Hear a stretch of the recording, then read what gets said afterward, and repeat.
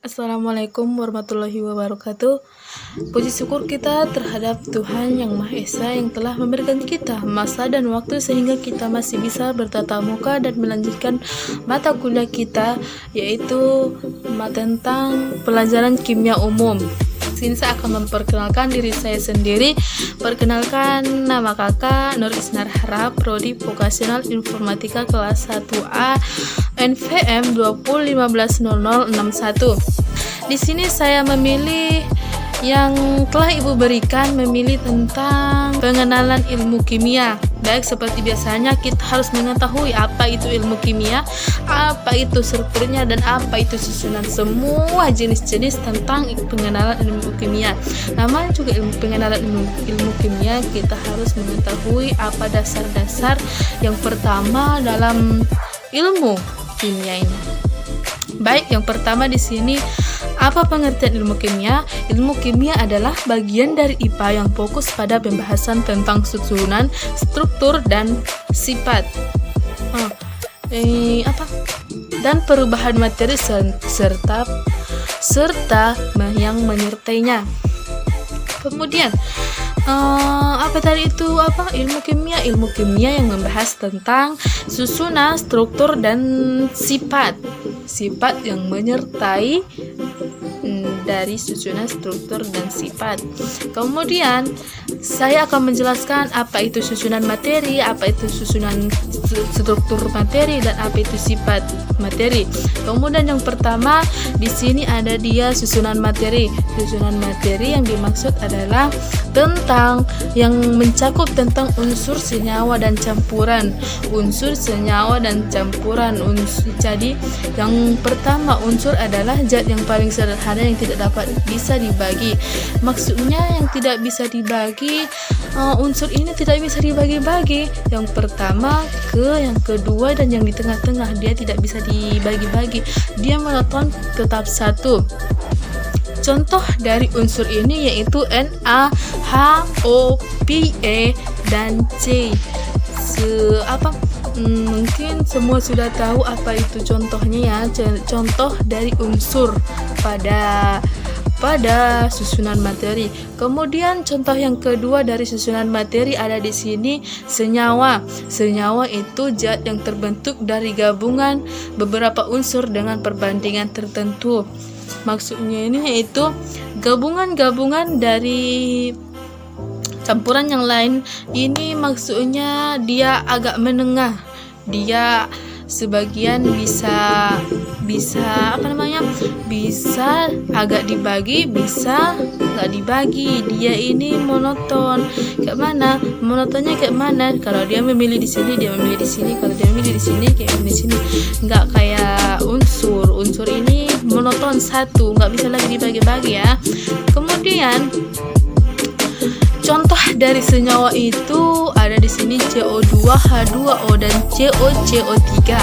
Kemudian contoh dari susunan materi ini ada di sini campuran. Campuran adalah gabungan antara zat yang lain dengan zat yang lain, sifat lain ya. Contohnya campuran antara larutan gula, larutan susu, larutan air, larutan garam dapur, dan sebagainya. Banyak jenis-jenis lainnya. Jadi unsur ini maksudnya tidak bisa dibagi. Yang kedua, senyawa agak dia menengah, dia mudah terbagi dan tidak bisa terbagi. Dan kemudian campuran tidak bisa. Kemudian campuran bisa dibagi dan dicampurkan. Namanya juga campuran, bisa dicampurkan semua di rata. Oke, selanjutnya di sini ada dia struktur materi.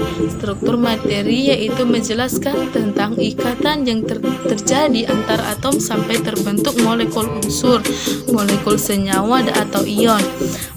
Contoh dari molekul unsur adalah O2, N2, H2, dan P4. Kak, apa itu contoh Contoh molekul unsur yang terdiri dari O2, N2, H2, dan P4. Baik, di sini kakak menjelaskan apa itu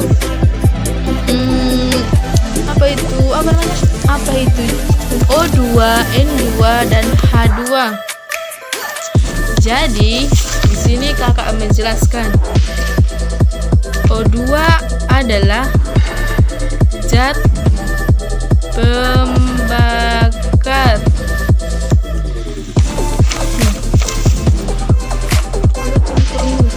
O2 adalah zat pembakar. Zat pembakar yang bisa membakar semua jenis-jenis zat atau sifat yang ada pada sifat-sifat tertentu. Kemudian N2 itu apakah? N2 itu adalah gas serbaguna yang bisa digabungkan dengan yang lain. Kemudian H2 adalah gas yang mudah terbakar. Dia tidak bisa dekat-dekat dengan api karena dia mudah terbakar. Kemudian P4 itu adalah pedoman, penghayatan, dan pengalaman manusia atau Pancasila. Maksudnya adalah dalam kehidupan Pancasila atau kemanusiaan dia masih mengalami masa Orde Baru, tidak seperti kita ini ya, kita udah modern, dulu masih Orde Baru. Kemudian kita lanjut ya.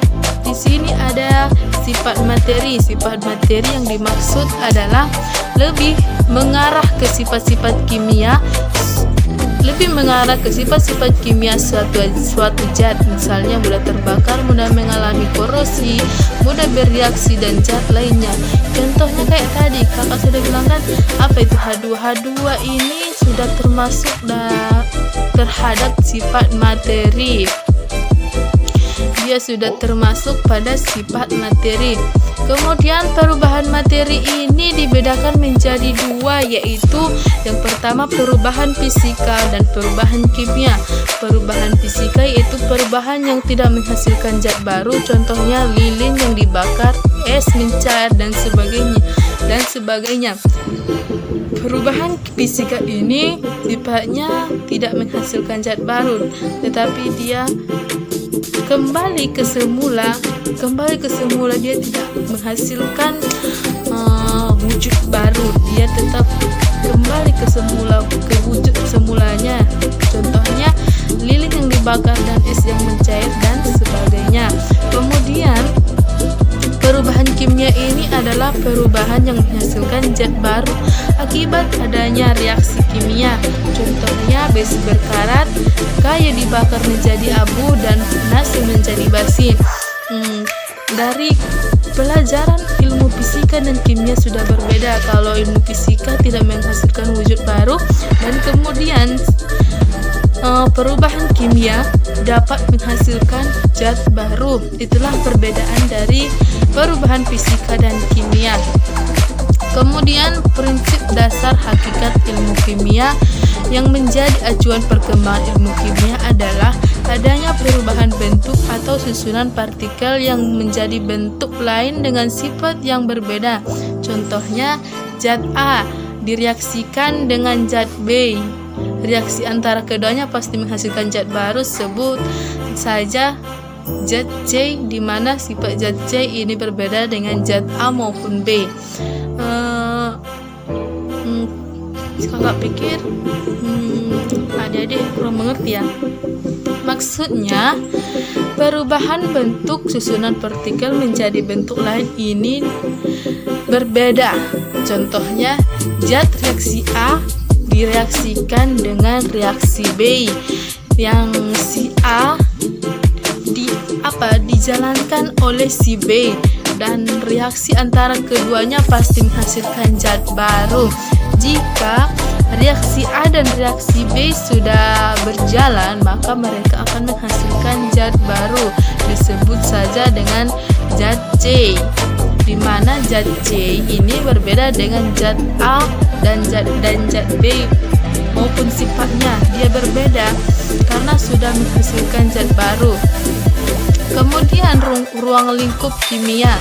Ruang lingkup kimia meliputi susunan struktur, sifat, dan serta perubahan materi yang menyertainya. Secara umum kami dibedakan menjadi dua, yaitu kimia deskriptif dan kimia teoretis.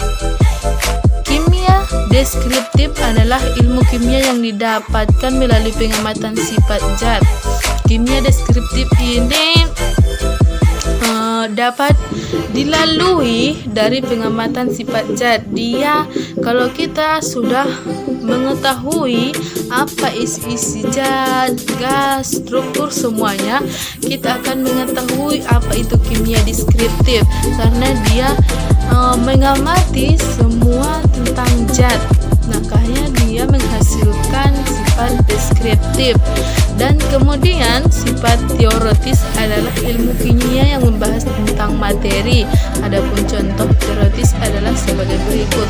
Maksud dari kimia teoritis ini membahas tentang materi tentang sifat-sifat seperti yang sudah saya jelaskan. Mulai dari atas ada dia pengertian, susunan, struktur, sifat, dan ruang lingkup dan sebagainya.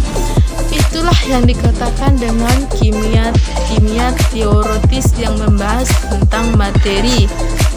Kemudian contoh dari kimia teoritis ini adalah kimia fisika, kimia organik dan kimia anorganik, kimia analitik, kimia lingkungan, dan biokimia. Kimia fisika membahas tentang hubungan antara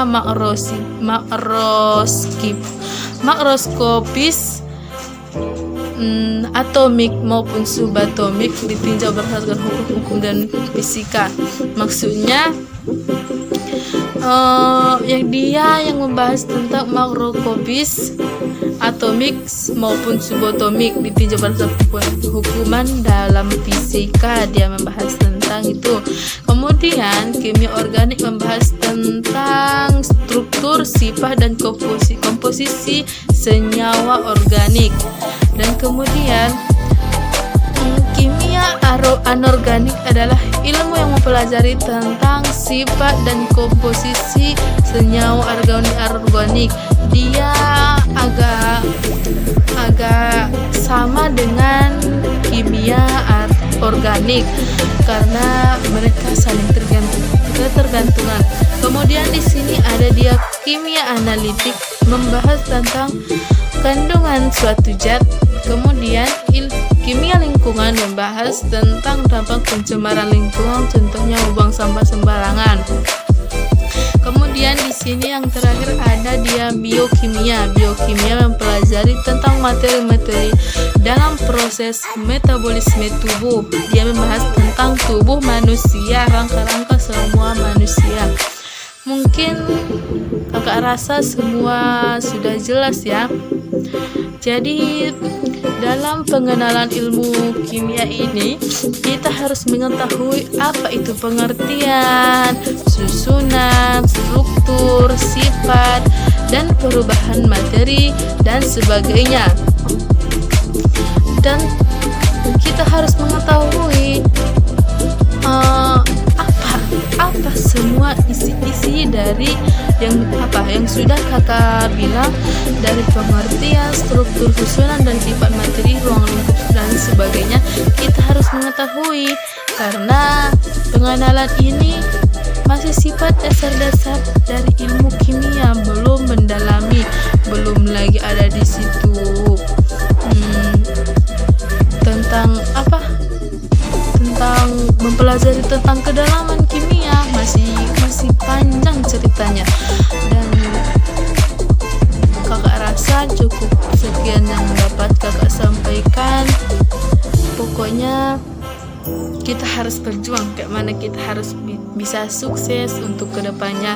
Semoga kita menjadi orang-orang yang sukses dan murah rezekinya, baik untuk masa depan, dan berguna ilmu yang sudah kakak amalkan, yang sudah kakak paparkan.